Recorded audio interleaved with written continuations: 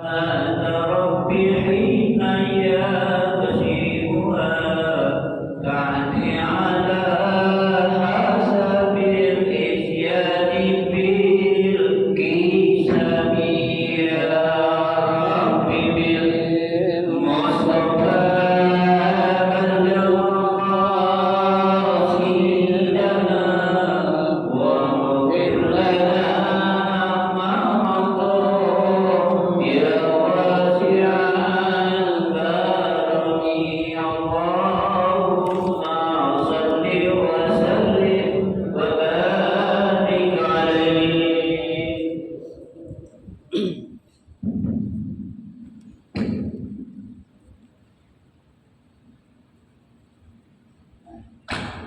الفاتحة بنية أن الله سبحانه وتعالى يفتح علينا وجوه العارفين ويفقهنا في الدين ويرزقنا كمال الإخلاص واليقين وبنية أن الله سبحانه وتعالى يوصل ثوابها إلى أرواح العلماء العاملين الراشدين في العلم اليقين من المحدثين والمفسرين والفقهاء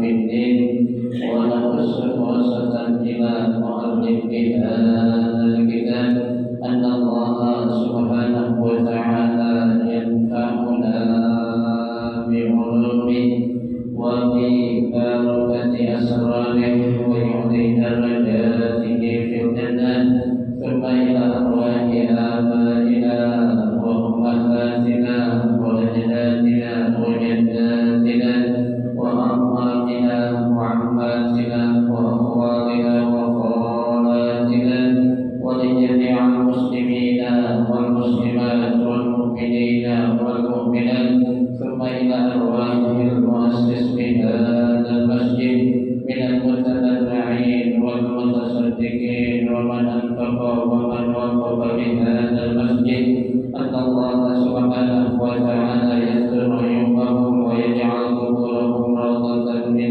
رياض الجنة وإلى حضرة النبي المصطفى رسول الله صلى الله عليه وسلم شيء لله لهم الفاتحة.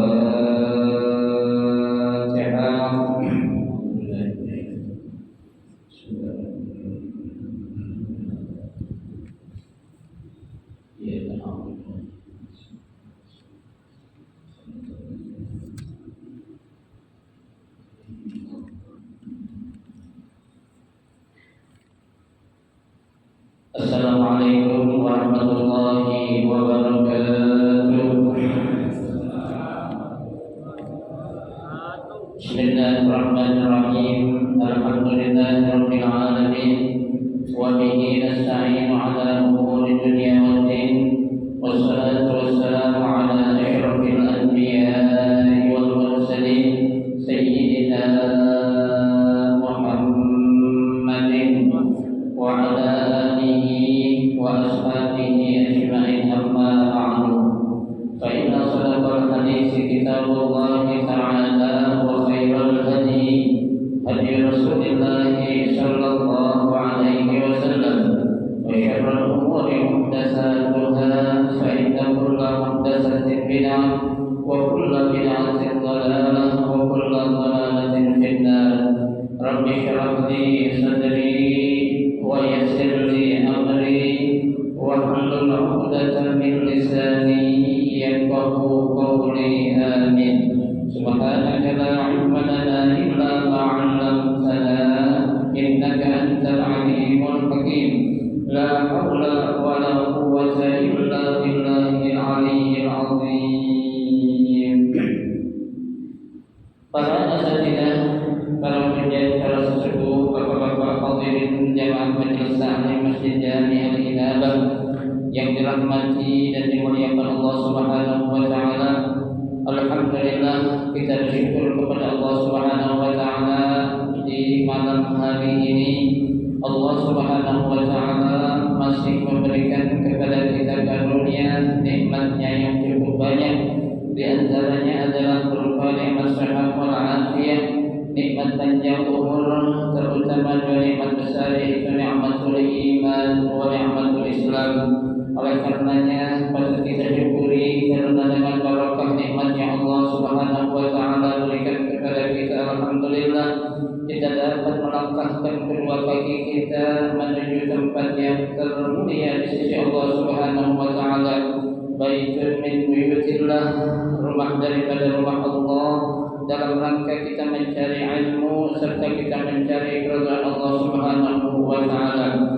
Kita berharap mudah-mudahan rangkaian amal ibadah yang sudah kita kerjakan, yang sedang kita kerjakan dan yang akan kita kerjakan, kesemuanya Allah Subhanahu wa taala akan memberikan ganjaran pahala yang berlipat ganda. Ilmu-ilmu yang sudah kita pelajari mudah-mudahan Allah jadikan ilmu yang bermanfaat, dan yang akan kita pelajari mudah-mudahan Allah berikan kemudahan kepada kita untuk memahami dengan sebaik-baiknya. Amin, Allahumma amin. Jamaah sekalian yang berbahagia, mari kita akan melanjutkan kembali kajian kitab Sharhut Tafsir. Kita akan melanjutkan bacaan kita, yaitu pada halaman 177 ya, baris yang ketiga dari bawah. Kita akan mulai baca dari awal lagi ayatnya, ayat yang ke 282.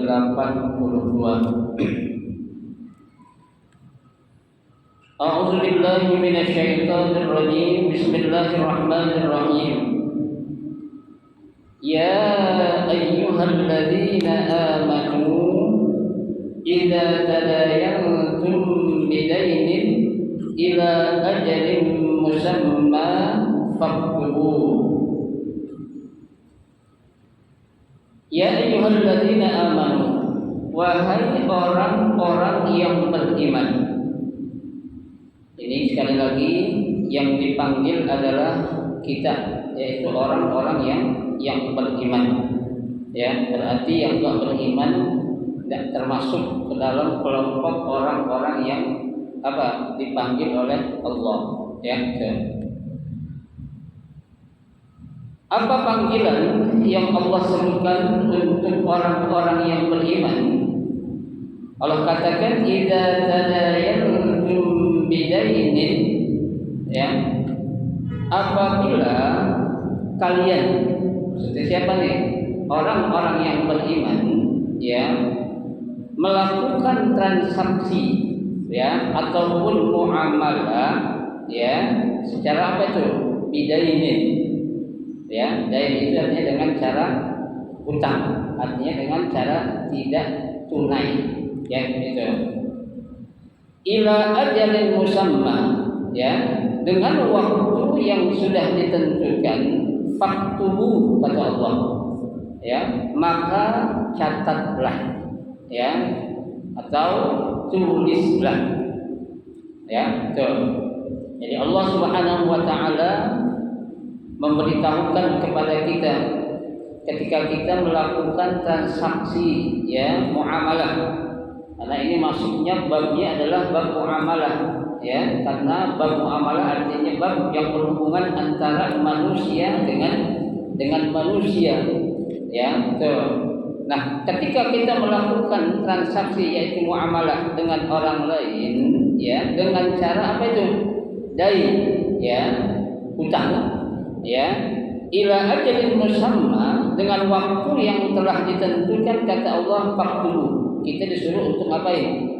Mencatat atas hutang piutang, ya, yang akan kita lakukan dengan siapa? Dengan orang-orang lain, ya.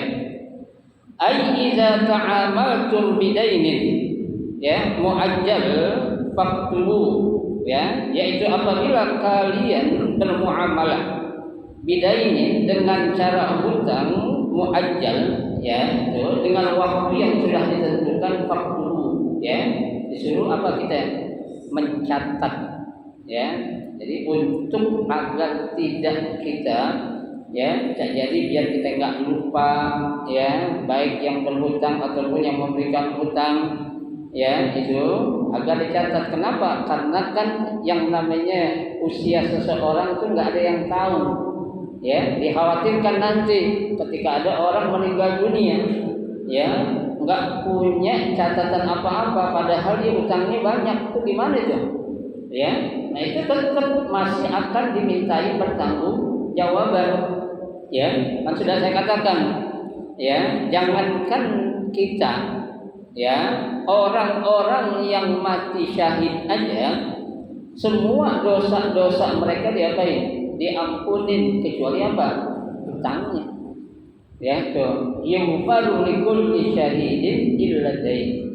Ya, tuh. Semua dosa-dosa orang yang mati syahid diampunin oleh Allah kecuali hutang. Ya, kenapa? Karena hutang itu kaitannya seperti yang sudah dijelaskan, itu adalah hakul adami. Ya, hak antara hubungan manusia dengan manusia yang harus diapain? Yang harus ditunaikan atau harus dibayar, tuh, ya, tuh. Nah, apa fungsinya? Ya, Allah Subhanahu wa taala memerintahkan kita kalau kita melakukan transaksi jual beli dengan cara, ya, hutang atau tidak tunai itu untuk dicatat. Allah katakan wa hadza irsyadun minhu ta'ala li ibadihi. Ya, ini adalah merupakan suatu irsyad. Apa itu irsyad? Petunjuk dari Allah Subhanahu wa taala li ibadihi, ya, kepada hamba-hambanya yang beriman. Ya, tuh tujuan apa tuh? Ya, bi kitabatil muamalat al-muajjalah. Ya, untuk mencatat, ya, apabila kalian melakukan transaksi, ya, dengan cara hutang piutang, agar diapain? Agar dicatat atau ditulis. Ya, jadi sekali lagi saya katakan, nggak ada istilah kalau kita kan orangnya ada orang pengen gampangin, ya. Ya, kadang-kala tuh orang bilang catat ya nggak usah dah, ya kan? Nggak percaya sama gua aja, kan kita saudara, teman dekat lagi, ya. Tuh ada kadang kayak gitu tuh, ya. Nah yang begitu biasanya itu bahaya itu, ya. Kenapa saya katakan bahaya? Karena kan sesuatu tuh yang bisa menjadikan hancur semuanya itu lantaran karena sebabnya apa? Uang, ya. Gara-gara uang, jangankan teman, saudara aja bisa apa? Berantem, ya. Gara-gara uang, jangankan saudara, orang tua aja bisa jadi apa? Korban. Ya, padahal uang gitu, ya. Karena makanya ada orang bilang duit itu nggak ada saudaranya katanya, ya, tuh. Jadi kalau udah urusan namanya duit, pokoknya siapapun, jangankan orang lain, orang tua aja diapain? Dibikin masalah, ya. Padahal dalam Islam tidak demikian, ya. Kalau ada seorang bapak minta duit sama anak, jangan dihitung hutang, ya. Nggak ada orang tua itu hutang sama anak, ya. Yang ada anak itu hutang sama orang tua, ya. Dalam fikih itu nggak ada pembahasan orang tua itu harus bayar hutang kepada anaknya, ya. Karena kalau pengen dihitung berapa ganjaran yang harus kita bayar kepada orang tua saat seorang anak melakukan transaksi, nih deh, gue kasih pinjam lu duit tapi lu gantiin ya, itu anak durhaka itu, ya. Nggak ada istilah, ya, orang tua ame anak tuh minjem, ya. Kalau perlu diapain? Dikasih, ya kan? Katakan Nabi sudah jelaskan dalam sebuah hadis, Nabi katakan anta wa maluka li abik, ya. Kamu dan harta yang kamu miliki itu adalah apa? Untuk orang tua kamu, ya. Nggak ada tuh, ya. Jangan sampai, ya, ketika ada seorang anak mengatakan saat dia memberikan uang kepada orang tuanya dibilang apa? Pinjem, nggak ada, ya. Tuh, jangan sampai. Tuh, yang pertama. Yang kedua juga, ya, ada seorang istri minta duit sama suami, kita bilang ntar lu utang sama gua, ya. Nggak ada itu, ya. Istri punya utang sama suami, tapi kalau suami minjem duit sama istri boleh, ada nggak? Ada, dan itu dihitung utang, ya. Tuh, Islam adilnya kayak gitu, ya. Emang asal bini minjem duit suruh bayar, Ya kan, padahal yang namanya seorang suami kan memberikan nafkah itu suatu apa? Kewajiban. Ya, kewajiban itu. Ya, apabila seorang suami tidak memberikan nafkah selama 2 atau 3 bulan turut-turut, maka jatuh apa? Talak. Ya kan? Talak berapa? Ya? Talak 1. Ya, dan dia berhak untuk mengajukan gugatan dengan membayar iwat sebesar berapa? 10.000 sebagai iwat atau ganti. Ya, itu kalau nggak ngasih kalau gimana kalau seorang istri ketika dia minta yang menjadi haknya dia dibilang sebagai hutang? Ini nggak ada. Ya, jadi seberapapun besarnya uang yang diambil oleh seorang istri itu dari suami itu jangan dianggap sebagai apa? Hutang. Ya, bahkan ada dalam salah satu pendapat dikatakan, ya, apabila ada seorang suami yang pelit sama istri, boleh dicolong duit selakinya itu. Ya, laki pelit nih. Ya, tiap awal bulan dibilang katanya minta apa itu? Nafkahnya dibilang nggak ada terus. Ya, tuh. Padahal bukan nggak ada terus. Kenapa? Karena dia punya istri simpanan. Ya, tuh. Lakinya lagi tidur, lihat aja dompetnya, duitnya ambil, dosa enggak? Enggak dosa. Ya, nggak dosa. Cuma jadi habisin semuanya kesianan. Ya, boleh diambil itu. Seandainya memang laki yang model kayak gitu, Bu, boleh ya. Tapi insya Allah sih, ya suami-suami orang ahli nafkah nggak ada yang kayak gitu. Ya, semuanya orang apa? Tanggung jawab semua. Ya, bertanggung jawab kepada istri-istri yang ada. Ya, tuh. Nah ini kenapa? Karena yang namanya utang itu adalah pinjaman. Ya, pinjaman itu harus diganti. Ya, nah kalau orang tua, kalau istri dia bilang minjem, nah ini gimana? Emang pernah ya kita orang tua atau orang tua kita pernah ngitung nggak sama kita? Minta bayaran pernah nggak? Kali begitu kita udah kerja dikasih bon sama orang tua kita, ada nggak kayak gitu? Ada di sinetron. Ya, sinetron itu tuh apa namanya tuh? Indosiar, yang ada Indosiar tuh ya. Itu namanya tuh anak kurang diajar sama anak kurang ajar. Ya, itu. Yang sering nonton Indosiar pasti bilang ada. Ya, itu namanya sinetron. Ya, itu. Kenapa yang enggak ada judulnya? Karena kan namanya orang tua itu subhanallah, jangankan ingin dimintai bayaran ya.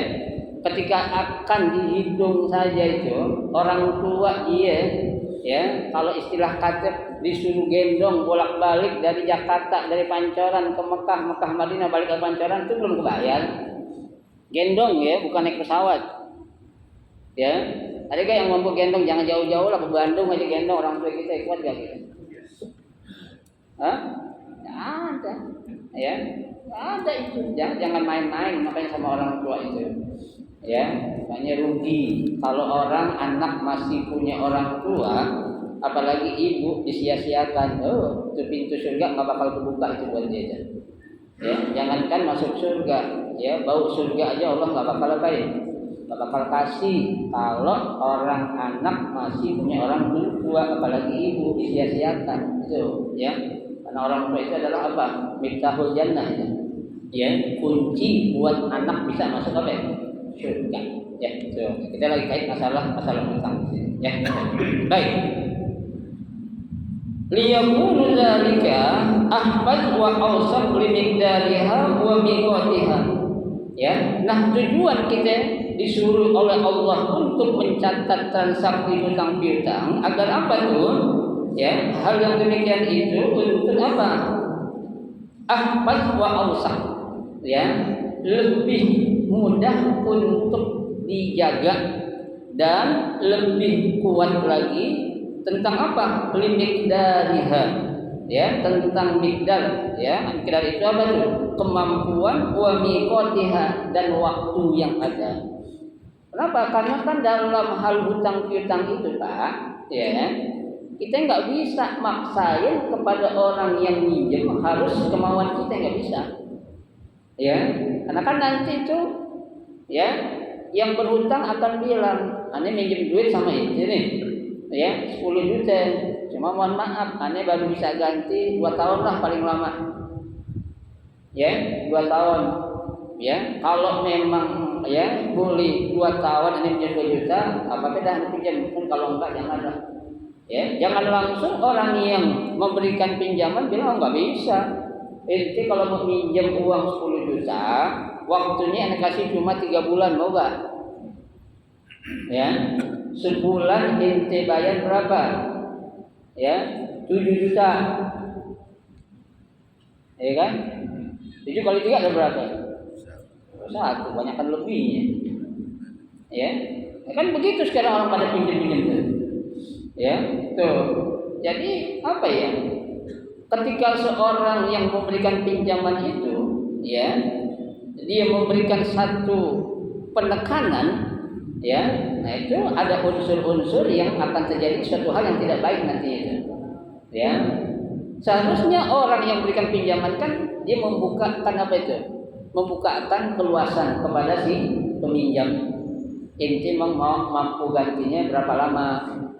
Ya, setahun. Ya, terus cicilannya berapa nih yang kita mampu? Ya, sekian yang mampu. Ya udah kita tulis, silakan gitu. Ya, karena ente yang janji nih. Ya, kalau ente minta seperti itu, anda sepakat yang tayyib, anda tulis, kita tulis ya. Ya, tuh panggil orang tulis. Saya minta tangan di bawah ini, pulang telah meminjamkan uang sebesar sekian dan berjanji akan mengembalikan uang tersebut selama 1 tahun dengan cicilan setiap bulan sebesar sekian.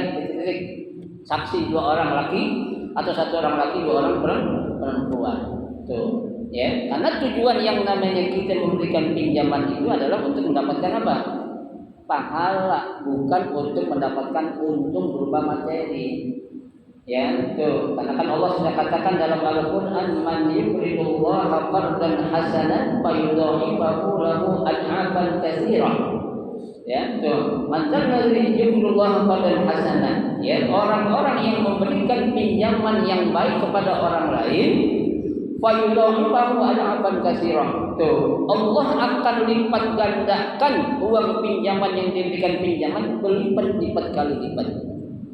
Kalau kita kan ngitungnya secara zahir, aneh, ya, nggak bisa kita lihat secara zahir kita pinjamin orang 10 juta, minta ganti 15 juta, ya. Nah kalau itu udah dapat, ya, di akhirat kita bakal dapat apaan? Ya kan? Kan kita tujuan hidup di dunia yang kita cari apaan sih Pak? Apa yang kita cari? Ridho Allah, ya.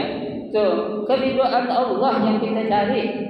Bukan apa-apa, ya. Makanya kita kan kalau bisa setiap hari kita mengadakan yang dinamakan apa tuh muhasabah, ya, introspeksi, ya. Kita katakan dalam diri kita, kira-kira Allah ridho gak nih dengan apa yang saya lakukan? Yang jauh-jauh Pak, kita ngaji ini nih, pernah kita nanya dalam diri kita, ya, kira-kira Allah ridho gak dengan saya datang ngaji ke sini nih, ya?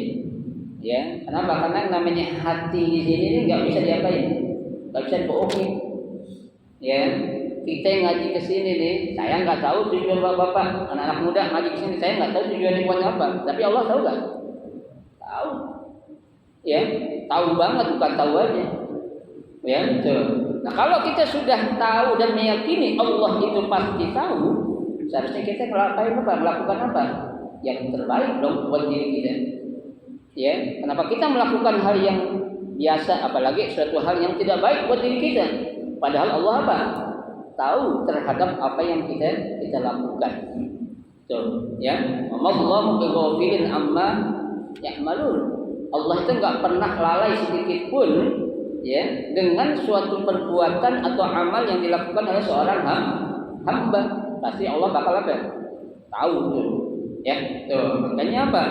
Ini tujuannya disuruh catat tuh, ya, itu tujuannya itu biar si yang memberikan pinjaman itu tahu kalau yang pinjam itu benar-benar apa, ya, akan memulangkan atau mengganti sejumlah transaksi yang memang dia sudah lakukan itu Pak. Ya, nah ini ada dosa yang lebih berat lagi nih Pak, ya, daripada dosa mencuri. Dosa apa tuh? Dosa orang yang pinjam duit nggak mau kembaliin. Ya, apalagi dia niat, nih, ya, tuh ada dosa yang paling besar adalah seseorang yang minjam uang tapi dia ada niat mau ngembaliin. Ya, itu dosanya lebih besar daripada dosa dia mencuri. Ya, kenapa? Karena dia ya sudah melakukan apa? Kebohongan terhadap dirinya dan juga kebohongan kepada orang lain. Ya, pokoknya orang-orang minjem duit sama Bang Husni katanya. Ya, dia kan pengusaha listrik, duitnya banyak katanya tuh. Ya, dan pinjam 20 juta aja pura-pura aja. Ya, tergo gantiin setahun. Ya, dari kasih tergo kabur dah. Ya bisa kita kabur lari dari siapa? Dari Bang Husni, dari yang punya apa? Ya, si piutang. Tapi dari Allah kita bisa lari. Nggak bisa. Kita mau lari kemana? Ya, kita semua berada di mana nih? Ya, di bumi Allah. Bumi Allah itu kecil Pak, nggak luas. Ya, tapi kita mau lari ke kolong langit yang mana lagi? Nggak bakal bisa. Ya, kita bisa lari dari hukum manusia, tapi kita nggak bakal bisa lari dari hukum Allah Subhanahu wa Ta'ala. Ya, itu makanya diapain? Disuruh diatur. Ya, ketika seseorang yang meminjam, dia sudah menulis dengan perjanjian akan melunasi tanggal sekian. Ya, tahu-tahu pas jatuh tempo dia belum mampu untuk ngapain? Untuk mengembalikan. Ngomong, ya, datang kepada seorang yang memberikan hutang tadi, mohon maaf, aneh belum bisa mengembalikannya karena ada suatu hal yang di luar dugaan saya. Ya, bisa jadi mungkin anaknya sakit atau ada kebutuhan anaknya yang mendesak atau apalah namanya. Kalau dalam keadaan seperti itu jangan ditekan, apalagi dibikin tambah masalah. Kalau lu begitu tambah lagi bunganya nih. Ya, tadinya 10% jadi 15%. Ya, ini boleh enggak? Ya, boleh kata orang yang suka riba. Ya, kalau buat kita orang Islam enggak boleh. Ya. Nah, kalau dalam kondisi seperti itu dihadapi oleh orang yang minjam seperti itu, Allah katakan fa in kana zu usratin fa naziratun ila maisarah. Tuh. Ya, seandainya orang yang berhutang itu ya, dia memang benar-benar dalam keadaan belum mampu untuk mengembalikan apa yang menjadi tanggung jawabnya, Allah suruh apa? Fa naziratun ila maisarah. Tungguin sampai dia mampu. Ya, tapi yang kayak gini kayaknya jarang, Pak. Ya, dua-duanya jarang, baik yang pinjam atau yang minjemin. Ya, karena kan saya sudah bilang di dunia ini yang berat itu ada dua, satu sedekah, yang kedua apa? Bayar hutang. Ya, itu meskipun duit ada dalam kantong itu kalau namanya untuk bayar hutang bawaannya ada. Berat. Ya, berat. Cobaannya memang itu setan tak godain kita. Ya, tapi setan Pak, dalam hidup beliau setan itu dia nggak pernah maksain kita untuk ngikutin dia. Ya, setan itu hanya ngebisik, merayu. Ya, tuh. Nggak pernah setan ayo ikut sini. Kalau nggak gue bunuh lu, pernah nggak? Nggak ada. Ya, itu yang begitu itu manusia itu. Ya, makanya manusia ini kadang lebih jahat daripada siapa? Setan. Ya, itu. Setan nggak pernah maksain kita untuk berbuat kejahatan, nggak pernah maksa. Ya, dia hanya ngapain? Bisik, ya, tuh ngerayu dan menggoda saja. Ya, tuh. Contoh kita anak laki digoda perempuan jelek dibikin cakepnya dia, bisa nggak? Bisa nggak? Bisa. Ya, tuh. Padahal nenek-nenek Pak. Ya, itu lihat dipandang mata kita bening banget kayaknya tuh. Ya, dibikin bening nenek-nenek sama setan itu. Kenapa? Ya, godain kita. Kalau memang bisa kita untuk ikuti dia. Ya, itu. Jadi nggak pernah setan itu memaksakan siapa? Manusia. Ya, tuh. Karena janji setan kepada Allah saat dia diusir dari surga apa kata setan? Ya, tuh kata setan apa? Walau wiyannahum ajma'in. Kata siapa itu? Kata si iblis itu. Ya, akan aku goda tuh semua manusia. Ya, Tapi dia bilang illa min ibadikal mukhlasin. Setan tahu tak? Kecuali hamba-hambamu yang ikhlas. Gua nggak bisa godain. Tuh, setan tahu berarti kan ada orang benar? Tahu. Ya. Tuh. Karena kita manusia ini berasal memang dari sejak penciptaan itu, ya ada dua kelompok. Ya kan? Ada dua kelompok itu. Apa dalam Al-Qur'an itu Allah katakan fa'alhamaha fujuraha wa taqwaha. Ada yang fujur, ada yang takwa. Ya, yang fujur berarti ngikutin siapa? Setan. Ya, yang takwa ngikutin siapa? Allah. Tuh. Ya, itu Allah sudah katakan seperti itu. Hidup ini kan cuma pilihan. Dengan pilihan ada berapa? Pilihan di mana-mana ada dua, Pak. Ya, enggak ada pilihan lebih dari dua. Ya, kalau pilihan lebih dari dua berarti pilihan ganda. Ya, pilihannya cuma dua, ya, surga atau neraka, baik atau buruk. Yang mana kamu mau ikuti, monggo silakan. Ya, Allah juga nggak maksain kita, Pak.